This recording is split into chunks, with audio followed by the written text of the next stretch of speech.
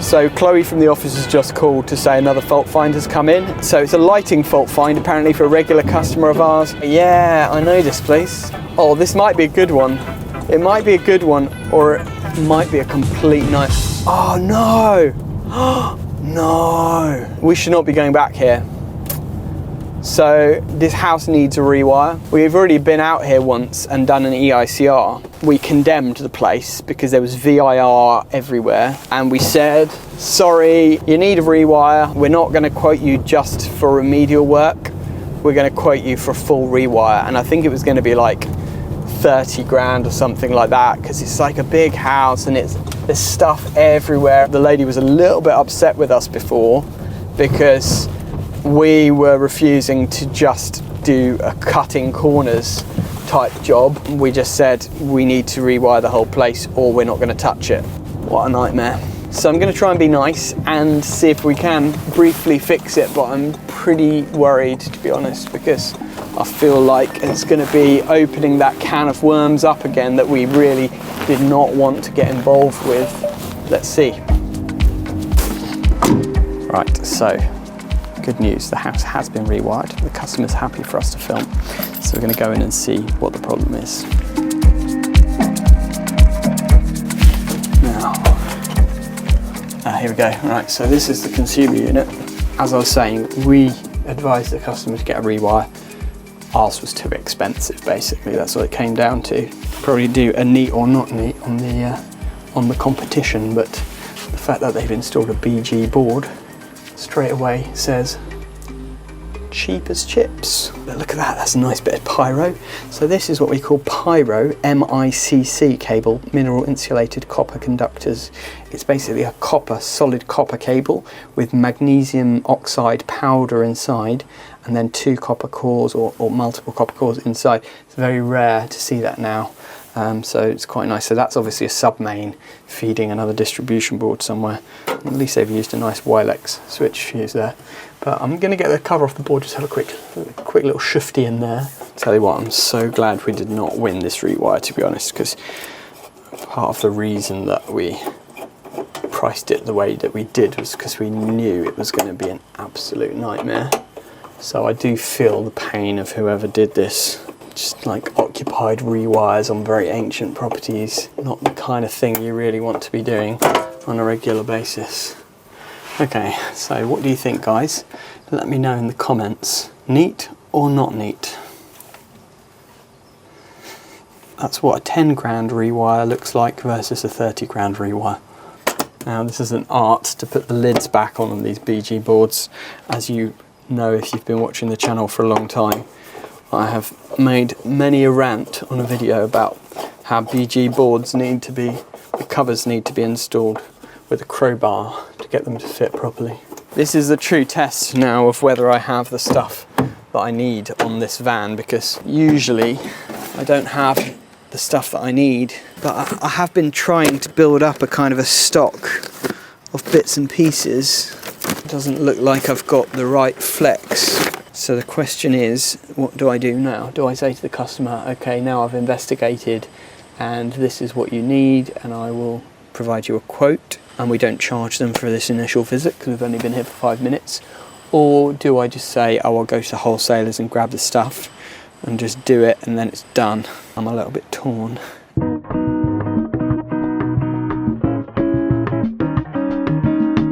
Sometimes it's tricky to film when the customers are standing over you, and if they're not YouTube subscribers, they don't really understand what we're up to. But I'll show you this now. This is this is the offending lamp holder. No wonder it's been tripping. I mean, it's just so hot. It's obviously it's been in there for donkey's years, you know. The old Bakelite, and you know, inside cable is all crispy, just needs replacing. So what we're going to do is get a new one of these, which is called a lamp holder, and then we're going to get a new bit of 2-core flex and just swap it out for the customer, and then they've got a working light above their table again.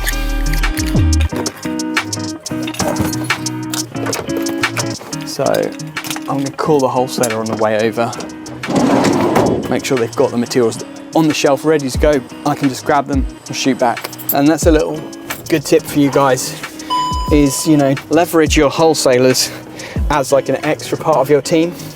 you know, they're there to support you. So phone them in advance when you're on your way in and say, this is what I need, can you get it ready on the counter for me, please? And then they've got it ready, already booked out. You don't need to be queuing, waiting around. You jump in, you grab your stuff, you jump out. The amount of guys I see, and they spend like 2 hours a day in the wholesalers, it's just such a waste of time.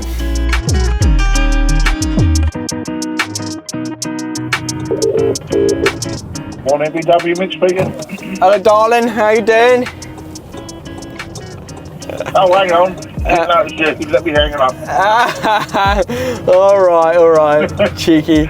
Hello, man. Yeah, good, yeah, how are you? Hey, actually, I owe you an apology. Do you? Yeah. Why? You sounded like that to start with, that's why I said, sorry, mate.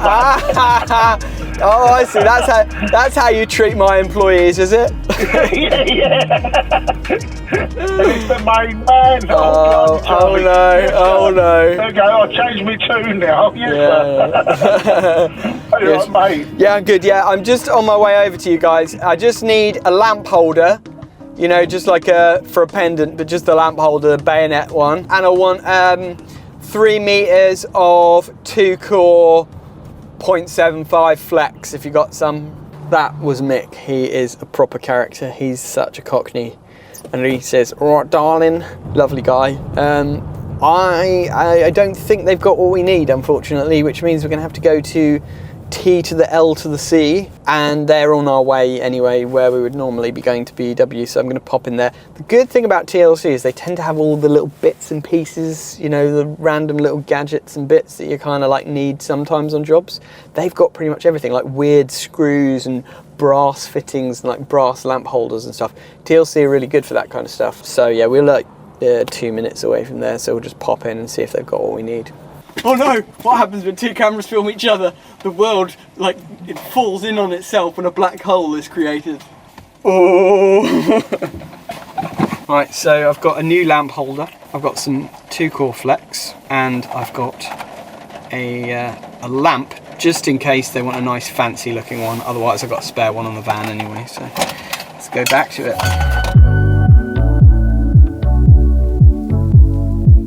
We are back. Let's do this. How many electricians does it take to change a light bulb? So there's a few little tricks I'm going to do here to save myself some time inside. First of all, thing to note, very important to keep this. This is the little thing that grips on to the flex to stop it pulling through out of the ceiling rose. This is the cover for the ceiling rose, which is a new ceiling rose, and they're not interchangeable, so you don't want to throw that away. We need that to go back on the old one.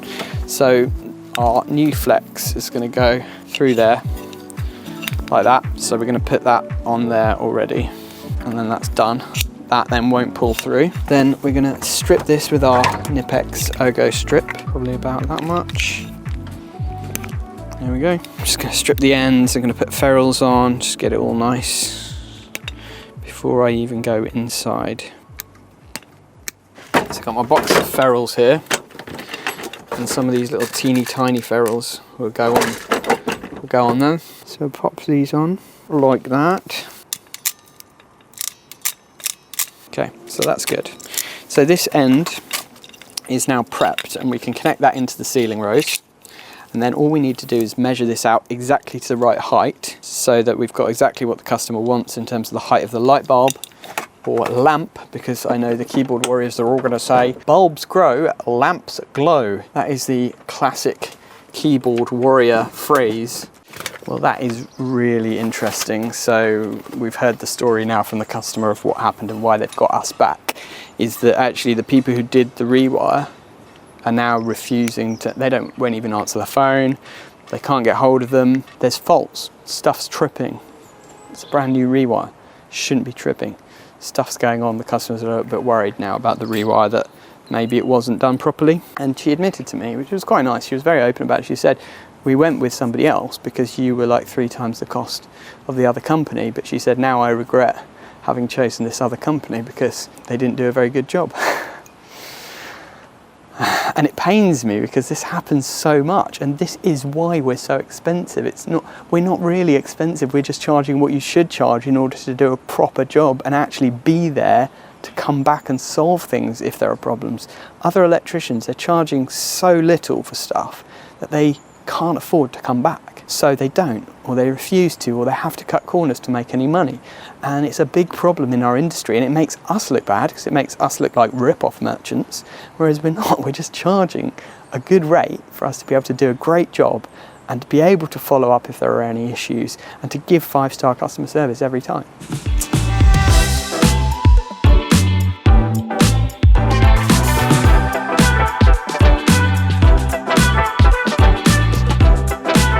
This is a classic mistake. Show that, right? Look what they've done. They've wired the earth into the loop terminal. The earth should be there. The loop terminal is for the permanent live, which there isn't actually a permanent live here, but they've just used the loop terminal to wire it in, which is not normal, shall we say. So I'm just going to correct this straight away. Take the earth out of there and put it where it's supposed to be, which is in the earth terminal. That is that. Done. Easy peasy.